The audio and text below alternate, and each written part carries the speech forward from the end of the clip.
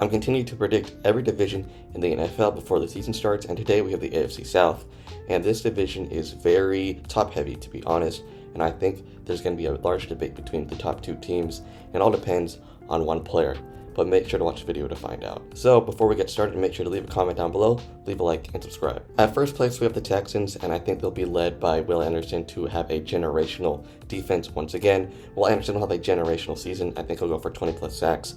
They didn't lose anyone, they only got better with Kaden McDonald and Reed Blankenship. And it's year 4 of D'Amico Ryans. He's going to absolutely light it up for this defense. They're only going to get better. They were one of the best defenses last year. And this team is only young, fast, crazy on defense. I think they're going to be generational as well. Also on the offensive side, they made some improvements to their offensive line, and they're also getting players like Tank Dell and Nico Collins back from injury. But the big question for this division, one of the biggest question in the NFL, and the biggest question for this team undoubtedly is, what will CJ Stroud look like?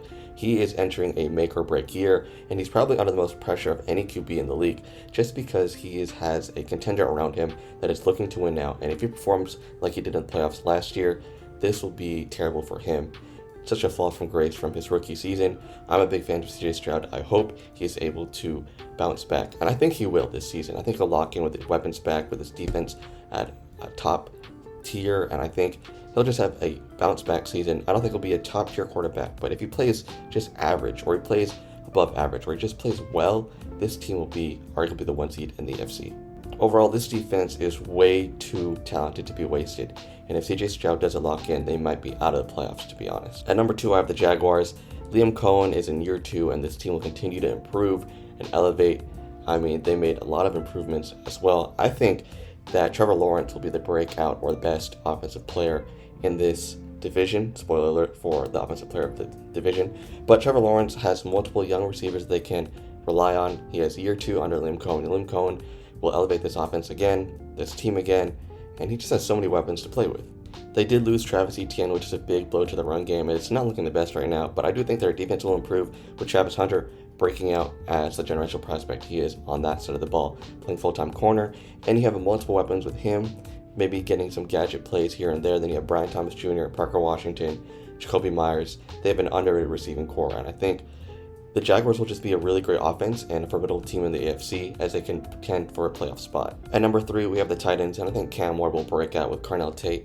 This year, Cam Ward showed a lot of promise in a terrible, terrible situation that he had in Tennessee last year. Everything is now changed. Head coach fired. A lot of things are added to the offense. They made really good improvements on both sides of the ball with Jan Falkman Myers and Wan'Dale Robinson. I think they'll have a great improvement on all sides of the ball, and Robert Saleh will improve this defense as well as his new head coach.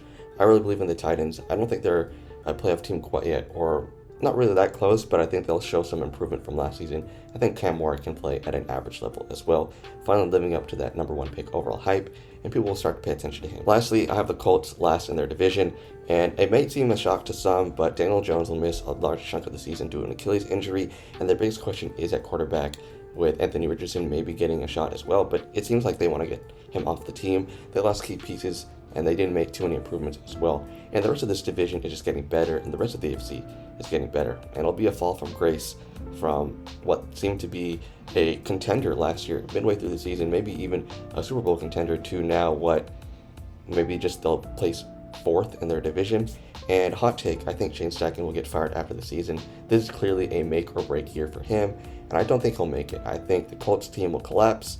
Jonathan Taylor will have a great season, but that'll be the only highlight for this Colts team. Let's move to the awards of this division, and I have MVP and also Defensive Player of the Year. I have Will Anderson. I think Will Anderson will be the best player in this division, one of those players in the NFL, as I've said in multiple times in other videos. I think he'll have a 20-plus sack season. He'll become the 2nd best edge rusher in the league and form a tier with Myles Garrett. I think he's a truly generational player, and he'll show it this season.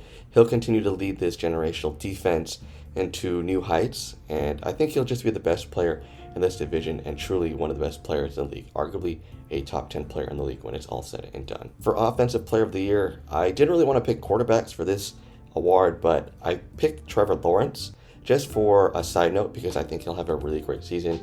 Again, mentioning Liam Cohen year 2 and all the weapons they'll have, But for the real offensive player of the year, I have Jonathan Taylor. Taylor was on a tear last year until Daniel Jones got injured, and then the offense kind of crumbled around him. I know I said that Daniel Jones will not be there for the majority of the season, but I think they're really going to rely on Jonathan Taylor.